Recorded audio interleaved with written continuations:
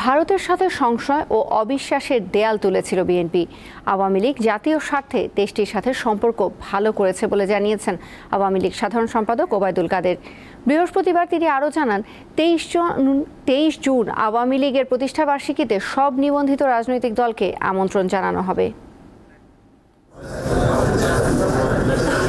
উপমহাদেশের প্রাচীন ও ঐতিহ্যবাহী রাজনৈতিক দল বাংলাদেশ আওয়ামী লীগ 23 জুন দলটির প্রতিষ্ঠার ৭৫ বছর পূর্ণ করতে যাচ্ছে। প্লাটিনাম জয়ন্তী উদযাপনে 10 দফা কর্মসূচি গ্রহণ করেছে দলটি। বৃহস্পতিবার রাজধানীর বঙ্গবন্ধু অ্যাভিনিউয়ে এক প্রস্তুতি সভায় এ তথ্য জানান আওয়ামী লীগ সাধারণ সম্পাদক। জানান, শুক্রবার দুপুরে শোভাযাত্রার মধ্য দিয়ে শুরু হবে প্রতিষ্ঠাবার্ষিকী উদযাপন। আমরা নিবন্ধিত সব দলকে আমন্ত্রণ। 2 দিনের রাষ্ট্রীয় সফরে শুক্রবার দুপুরে ভারত যাচ্ছেন প্রধানমন্ত্রী শেখ হাসিনা। এ সফর নিয়ে দেশের স্বার্থ জলাঞ্জলি দেওয়ার অভিযোগ বিএনপির। এ বিষয়ে ওবায়দুল কাদের বলেন, ভারতের সাথে বাংলাদেশের সম্পর্ক অংশীদারত্ব ও ভারসাম্যপূর্ণ।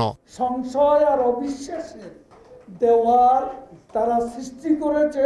আমরা বন্ধুত্বপূর্ণ ভারসাম্যমূলক কূটনীতি চাই।